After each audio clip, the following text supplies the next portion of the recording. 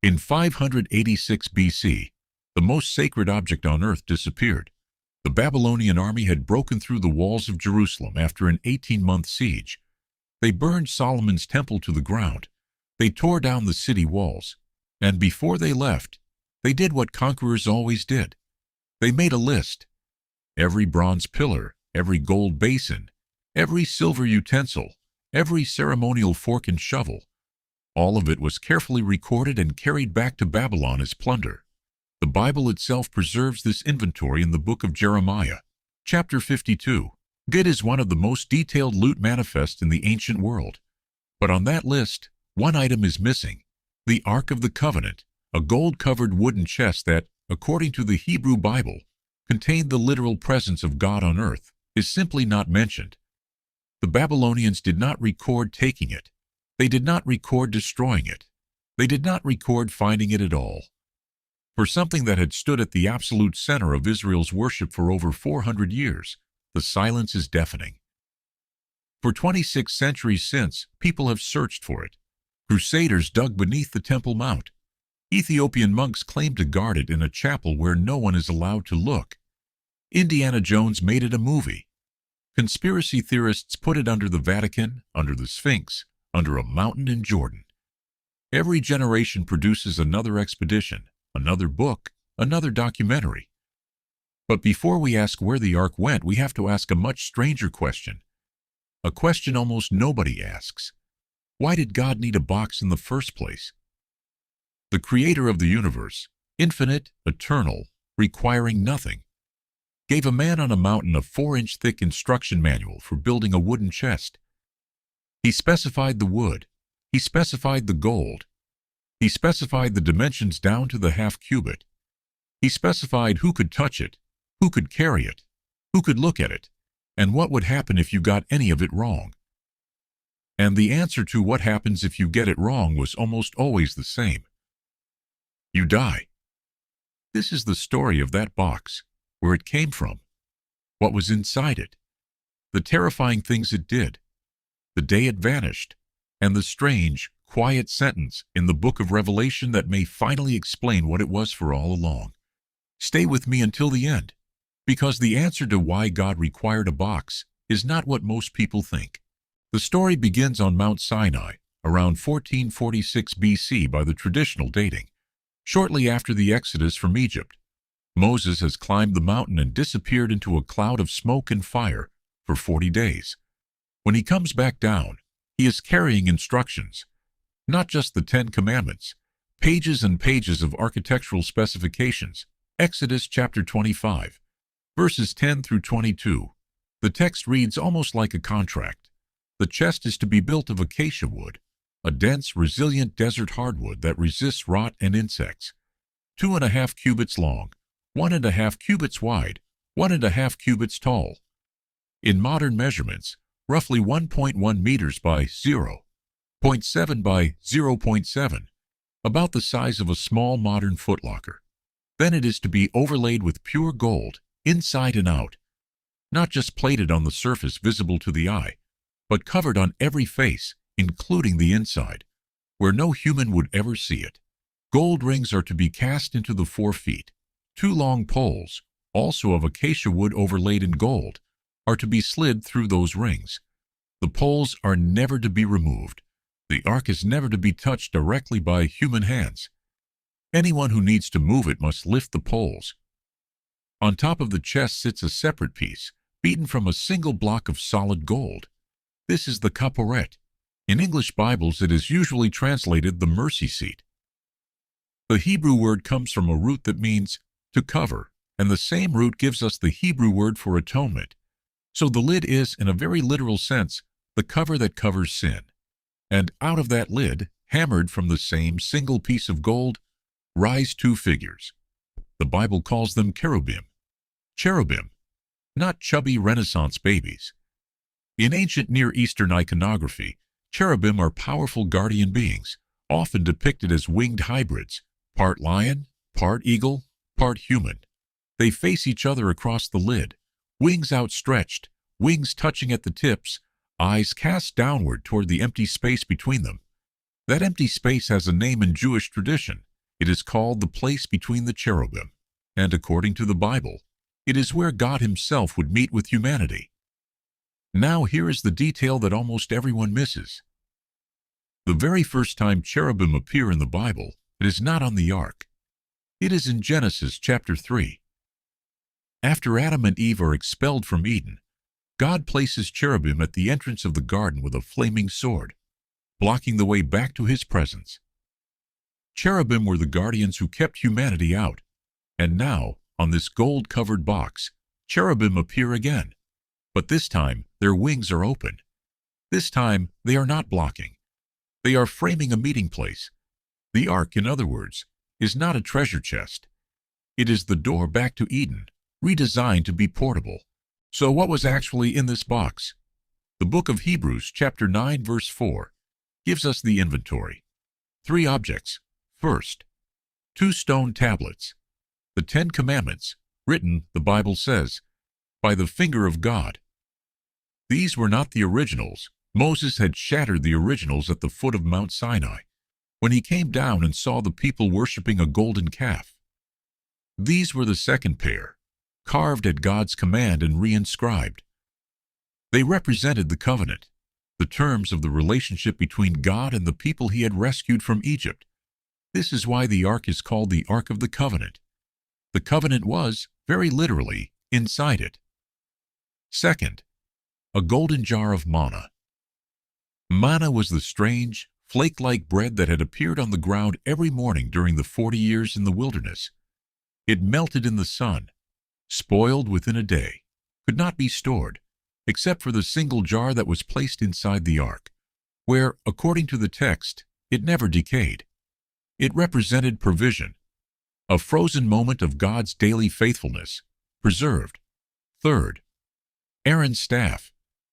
After a rebellion against Aaron's priesthood, God commanded 12 staffs from the 12 tribes to be placed in the tabernacle overnight. By morning, 11 were dead wood. Aaron's had budded, blossomed, and produced ripe almonds. It represented authority, the proof that the priesthood God had chosen was not negotiable. 3 objects, 3 relationships: law, provision, and authority. The terms of the covenant, the memory of God's care, the legitimacy of the mediator. Every essential piece of how Israel was to relate to God, sealed inside a single chest, sitting under the wings of 2 angels in the most heavily guarded room on earth. But here is something strange. About 450 years later, when King Solomon finally moves the ark into his newly built temple in Jerusalem, the text in 1 Kings chapter 8, verse 9, makes a small, almost throwaway observation. There was nothing in the ark except the 2 stone tablets that Moses had placed in it at Horeb. Nothing else. The jar of manna is gone. The budded staff is gone. We are never told when. We are never told how. We are never told why. At some point in the wandering centuries between Sinai and Solomon's temple, 2 of the 3 contents simply disappeared. Only the law remained. Hold on to that detail. It will matter again before we are finished. For 40 years, the ark led Israel through the wilderness. The book of Numbers describes it like this: a pillar of cloud rested over the tabernacle by day, and a pillar of fire by night. When the cloud lifted, Israel packed up and followed. When the cloud stopped, Israel stopped. They did not navigate. They did not vote. They watched the cloud above the ark, and they moved when it moved. The ark itself traveled at the center of the camp, carried by men of the tribe of Levi, specifically the descendants of Kohath. Before they could even approach it, Aaron and his sons had to come in first and cover the ark in 3 layers: a veil, a covering of fine leather, and finally a cloth of pure blue. Only then could the Kohathites lift the poles. The text in Numbers 4 is blunt about what happened if they got this wrong. They must not touch the holy things, or they will die. Once a year, on the Day of Atonement, Yom Kippur, 1 man, the high priest, was permitted to enter the room where the ark sat. 1 man, 1 day, with blood from a sacrificed animal, which he sprinkled 7 times on the Kipporet, the mercy seat between the cherubim's wings. Jewish tradition later claimed a rope was tied around the high priest's ankle, in case he died inside, so the body could be pulled out without anyone else having to enter. This was not religious theater. The Bible records what happened when the rules were broken. The most famous story is in 2 Samuel chapter 6. King David, the warrior poet who has just united the kingdom of Israel, decides to bring the ark to Jerusalem. It has been sitting in a private home for 20 years, ever since the Philistines returned it. David assembles 30,000 men. He throws a national parade. He places the ark on a brand new ox cart, exactly the way the Philistines had transported it. This is his first mistake. The ark was never to be wheeled. It was to be carried by men with poles, the way God had specified 400 years earlier on Sinai. The procession is going well. There is music. There is dancing. David himself is leading the celebration. And then they hit a rough patch in the road. The oxen stumble, the ark tips, and a man named Uzzah, one of the drivers, almost certainly trying to do the right thing, reaches out his hand to steady it. The text says God's anger burned against Uzzah, and he died, right there beside the ark. The parade stops. The music stops. David is, in the words of the text, both angry and afraid. He cannot bring himself to take the ark any further.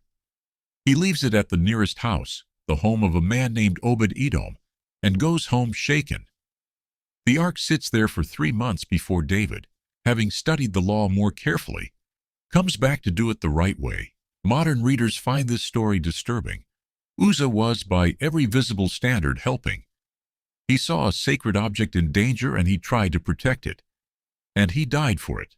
But the story is not about whether Uzzah meant well. It is about a fundamental misunderstanding of what holiness is.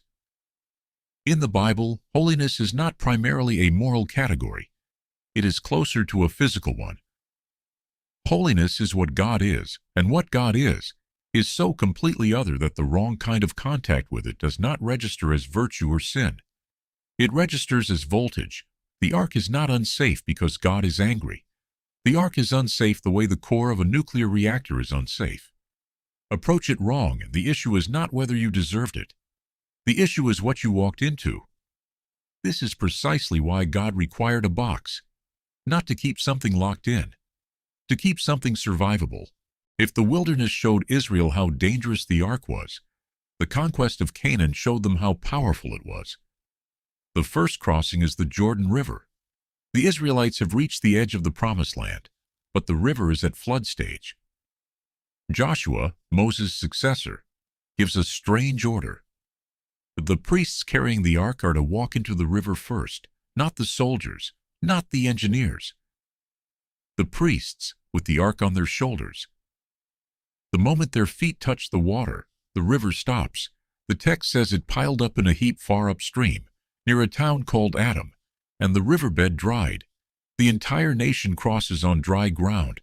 The priests stand in the middle of the riverbed, holding the ark, until every last person is across. Then they step out, and the water rushes back. The pattern repeats at Jericho. The Israelite army marches around the city walls once a day for 6 days, with 7 priests blowing trumpets, and the ark in the middle of the formation. On the 7th day they march around 7 times. The trumpets blow a long blast. The people shout, and the walls collapse outward. In both stories, the ark is not a weapon. It is not pointed at anything. It is simply present. The miracle is what happens around it. But the Israelites learn this lesson and then, almost immediately, get it wrong. A few generations later, in the time of the prophet Samuel, Israel goes to war against the Philistines and loses badly. Their solution is to take the ark out of the tabernacle and carry it onto the battlefield, hoping the same power that flattened Jericho will work for them again. It is the religious equivalent of bringing a rabbit's foot to a gunfight. The Philistines win the second battle even worse than the first.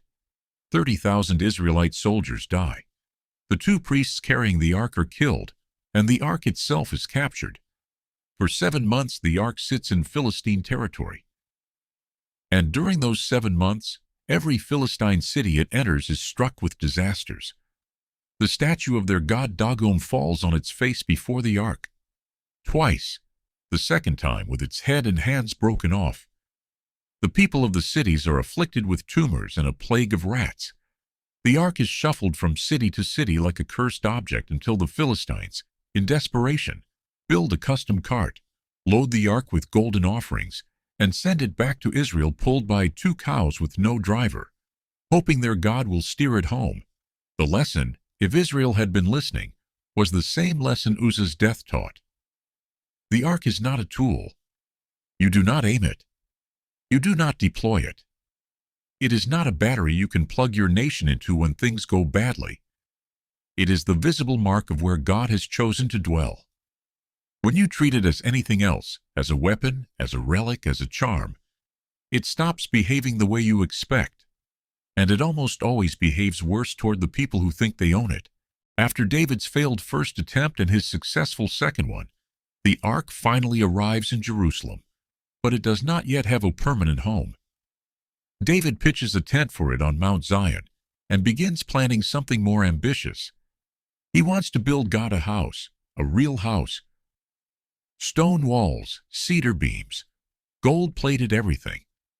A temple worthy of the ark it would contain. God says no. Through the prophet Nathan, God tells David that he is a man of war, with too much blood on his hands. The temple will be built, but by his son, by Solomon, the man of peace. Solomon's temple, completed around 957 BC, took 7 years to build and consumed an almost unimaginable quantity of gold, silver, bronze, and cedar. At its center, behind a thick veil of blue, purple, and scarlet linen embroidered with cherubim, was a perfectly cube-shaped room, 20 cubits long, 20 cubits wide, 20 cubits high, about 30 feet on every side, walls of cedar overlaid in gold, floor of gold, ceiling of gold. This was the Kodesh HaKodashim, the Holy of Holies, the room with no windows, no light, no decoration except for 2 enormous new cherubim. Solomon had carved from olive wood and overlaid with gold. Their wings stretched from wall to wall, 15 feet across, and met in the middle of the room. Beneath those wings, the ark was placed. The dedication ceremony is described in 1 Kings chapter 8. The priests carry the ark into the Holy of Holies, set it down between the cherubim, and step back out. And then, the moment they emerge, the temple fills with cloud. A cloud so thick that the priests cannot stand to perform their duties. The text uses the word kavod, glory, the same weight of presence that had filled the tabernacle in the wilderness.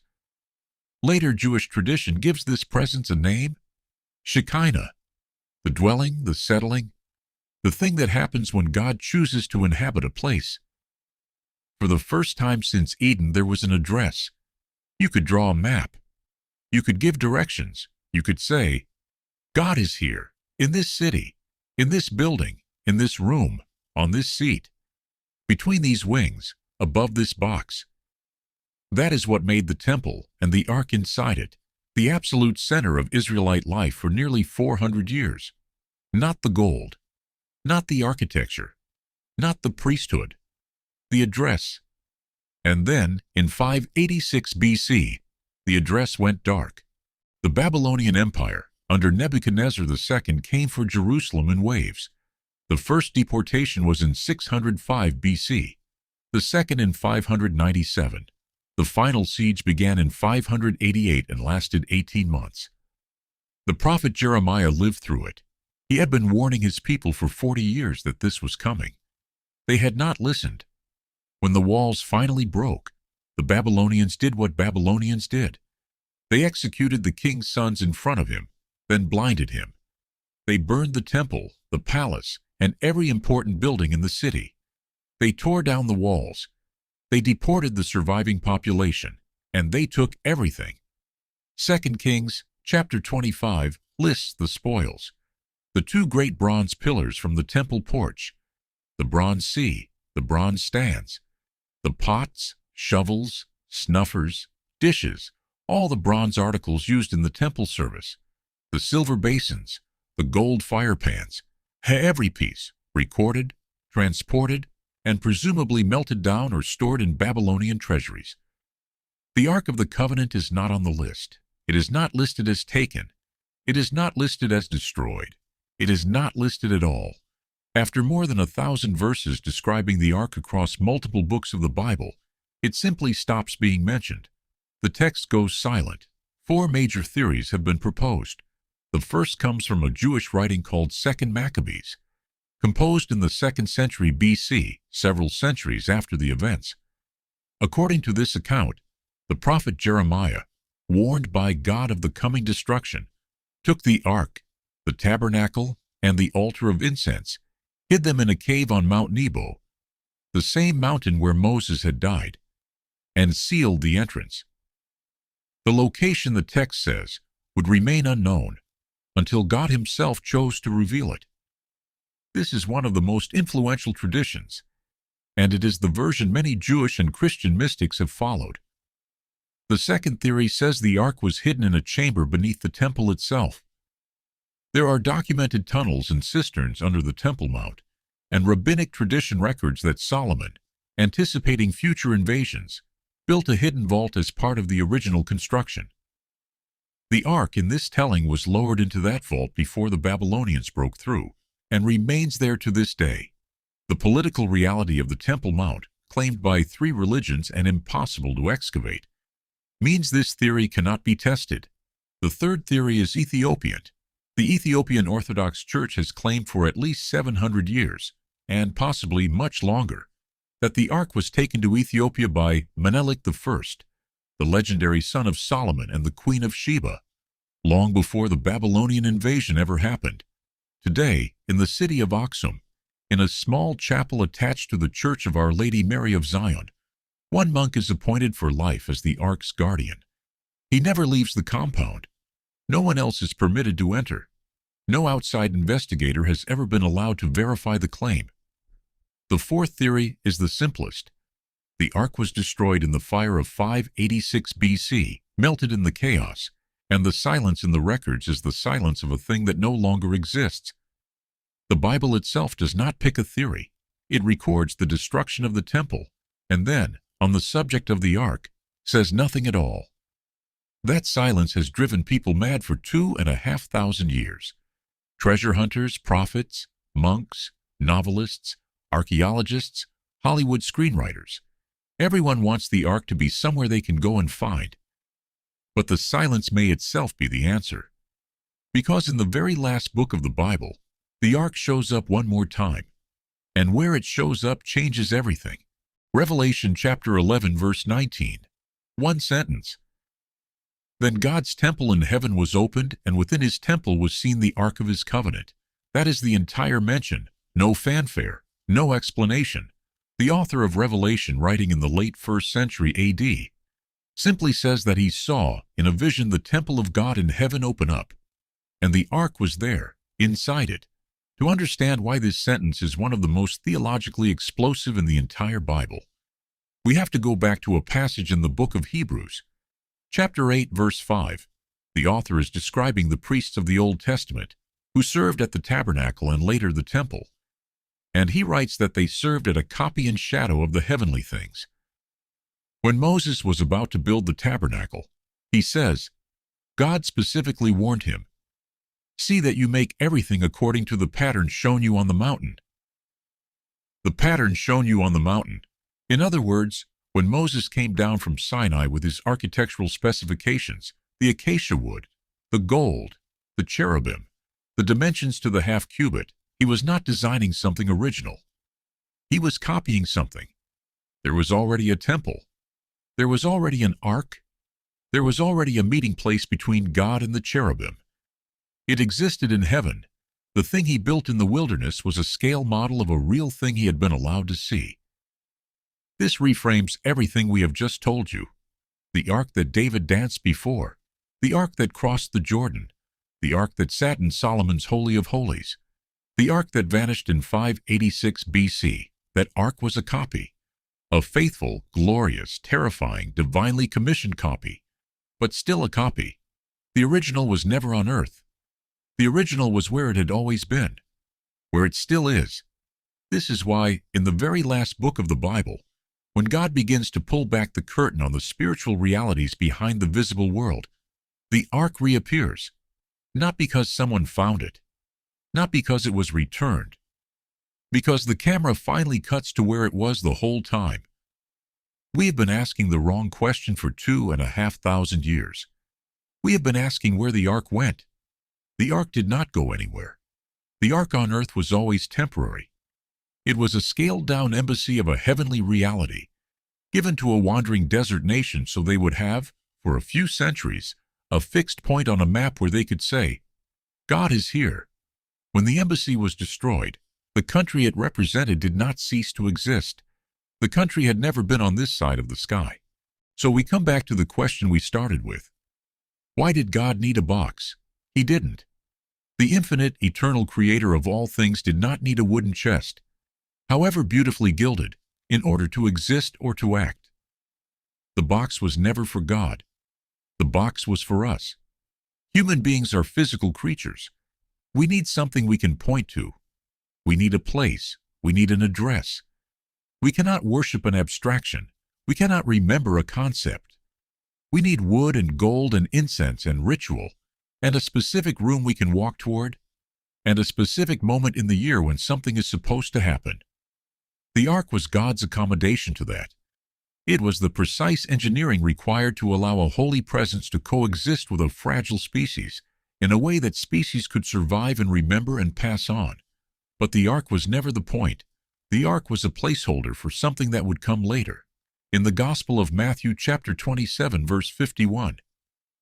At the moment Jesus dies on the cross, the text records something strange happening at the same time, several miles away, inside the temple in Jerusalem. By then, the second temple, rebuilt after the exile, no longer containing the ark, the great curtain that separated the Holy of Holies from the rest of the temple, tore in two. From top to bottom, that curtain had existed for one purpose: to keep human beings out of the place where God's presence dwelt, to do exactly what the cherubim with the flaming sword had done at the gate of Eden, all the way back in Genesis 3. When that curtain tore, the message was unmistakable. The era of the ark was over, not because God had moved out, but because the carefully managed distance between God and humanity, the distance that had required a box, a veil, a priest, a goat, a once-a-year ritual, was no longer how the relationship would be conducted. This is what the ark was for all along: not to be a relic, not to be a treasure, not to be a weapon, not to be hidden in a cave on Mount Nebo, or a chapel in Aksum, or a vault under the Temple Mount. The ark was a 400-year argument that God wanted to be with his people. And every detail of it, the cherubim no longer blocking but framing, the kaporet whose name means covering, atonement, the address you could finally point to on a map. Every detail was a sentence in that argument. The argument concluded somewhere around 33 A.D., on a hill outside Jerusalem, when the curtain ripped. The ark on earth disappeared because it had finished saying what it was sent to say. The ark in heaven is still there, still real, still, according to the last book of the Bible, the place where the covenant is kept. And the empty space between the cherubim's wings, the space where God once met with humanity, one priest at a time, one day a year, with a rope around his ankle in case something went wrong. That space, after the curtain tore, became something else entirely. It became open. If this video helped you see something familiar in a new way, the next one to watch is the story of that curtain itself, and why its tearing may have mattered more than the cross it happened beside. It is linked on screen now. Thank you for staying to the end.